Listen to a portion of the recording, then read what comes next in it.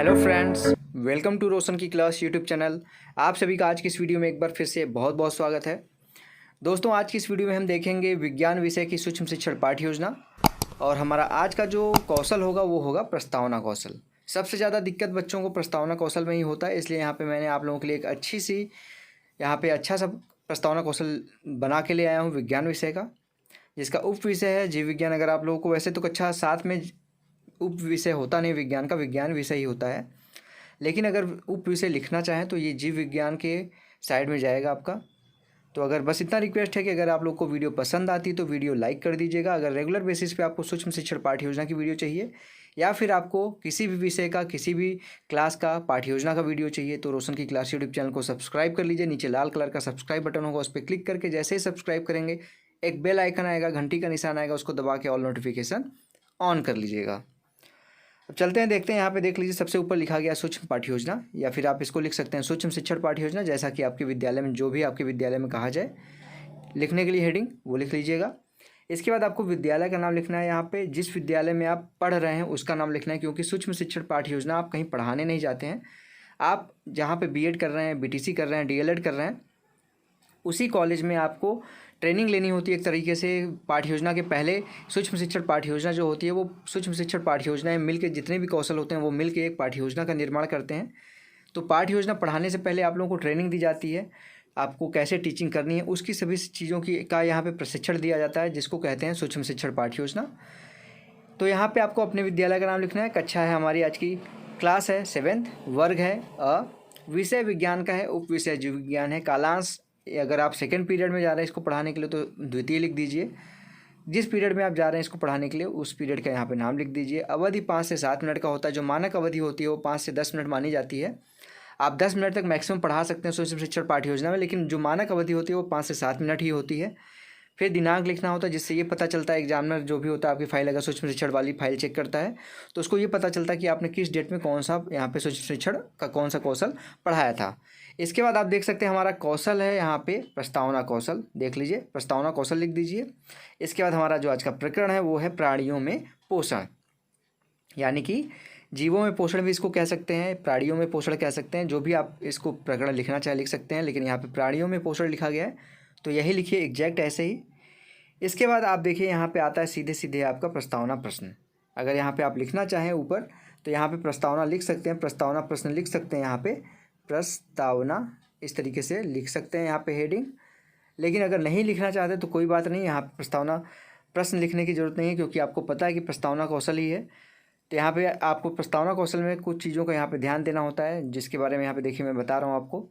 3 column बनाना होता है, क्रम संख्या, छात्राध्यापक क्रिया और छात्र क्रिया। छात्राध्यापक क्रिया में आपको अगर लड़की हैं आप तो छात्राध्यापिका क्रिया हो जाएगा, बाकी आपका सेम चीज़ रहेगा। दूसरा यहाँ पे ध्यान दीजिएगा कि इसमें कम से कम 3 प्रश्न पूछ के अपना प्रकरण निकलवाना होता है, और ज़्यादा से ज़्यादा 5 से 6 प्रश्न पूछ सकते हैं अपना प्रकरण निकलवाने के लिए। तीसरा, प्रश्नों के क्रम में क्रमबद्धता होनी चाहिए, प्रश्न आसान होने चाहिए, कठिन सब प्रश्न नहीं होने चाहिए, और बच्चों के पूर्व ज्ञान पर आधारित होने चाहिए प्रश्न। ये सारी चीज़ें आप ध्यान में रखेंगे तो आप अच्छे से प्रस्तावना प्रश्न बना लेंगे। तो यहाँ पे देखिए, छात्राध्यापक पहला प्रश्न पूछेगा, पादपों में भोजन किसकी सहायता से बनता है? तो बच्चे बता देंगे जो पेड़ पौधे होते हैं उसमें आपका सभी को पता है कि भोजन प्रकाश की उपस्थिति में बनता है, प्रकाश की सहायता से बनता है। तो यहाँ पे आपको आंसर मिल जाएगा प्रकाश। दूसरा प्रश्न फिर बनेगा, प्रकाश की उपस्थिति में पादपों द्वारा भोजन बनाने की क्रिया क्या कहलाती है? तो इसको कहते हैं प्रकाश संश्लेषण। आपको आंसर इसका भी मिल जाएगा, प्रकाश संश्लेषण। तीसरा प्रश्न फिर बनता है यहाँ पे, प्रकाश संश्लेषण में कौन सा वर्णक उपस्थित होता है? यानी कि जो प्रकाश संश्लेषण होता है उसमें कौन सा वर्णक होता है, पूछेंगे आप बच्चों से। तो बच्चे कक्षा 6 में ये चीज़ पढ़ चुके होंगे, उनको पता होगा, तो पूर्व ज्ञान के ऊपर आधारित है ये। तो बच्चे बता देंगे पर्णहरित। फिर पूछेंगे आप चौथा क्वेश्चन, पर्णहरित के कारण पत्तियों का रंग कैसा होता है? तो आप सभी को पता है कि पर्णहरित के कारण पत्तियों का रंग हरा हो जाता है, तो आपको आंसर मिल जाएगा यहाँ पे हरा। फिर उसके बाद यहाँ पे 5वां प्रश्न पूछेंगे आप, हरे पौधे को खाने वाले प्राणियों में पाचन किस प्रकार होता है? अब यहाँ पे हरा मिला था तो हरा से स्टार्ट कर दीजिए अपना अगला प्रश्न। हरे पौधे को खाने वाले प्राणियों में पाचन किस प्रकार होता है? ये समस्यात्मक प्रश्न हो जाएगा बच्चों के लिए। जैसे समस्यात्मक प्रश्न होगा आप अपना यहाँ पे अपना उद्देश्य कथन बोल देंगे। यहाँ पे उद्देश्य कथन में देखिए क्या लिखा गया है, छात्रों आज हम प्राणियों में पोषण का विस्तार पूर्वक अध्ययन करेंगे। और जब प्रस्तावना प्रश्न यहाँ पे पूछिए, प्रस्तावना कौशल पढ़ाइए बच्चों के सामने ट्रेनिंग करिए प्रस्तावना कौशल का, तो आपको स्टार्टिंग में श्यामपट्ट कार्य भी करना होता है। श्यामपट्ट कार्य में आपको प्रकरण का नाम नहीं लिखना होता। अगर आप प्रकरण का नाम लिख देंगे तो आपके प्रस्तावना प्रश्न का कोई मतलब नहीं रह जाएगा, बच्चों को पहले से पता चल जाएगा कि वो क्या पढ़ने वाले हैं। इसलिए प्रस्तावना प्रश्न का जब कौशल आप पढ़ाएं तो प्रस्तावना का नाम मत लिखिए, वहाँ पे प्रकरण का नाम मत लिखिए। प्रस्तावना प्रश्न के द्वारा जब आपका प्रकरण निकल जाए, आप उद्देश्य कथन अपना बोल लें, तब श्यामपट्ट पे जाके अपने प्रकरण का नाम लिख दें। यहाँ पे हमारा आज का प्रकरण का नाम है प्राणियों में पोषण, और इस तरीके से बोल दें, छात्रों आज हम प्राणियों में पोषण का विस्तार पूर्वक अध्ययन करेंगे।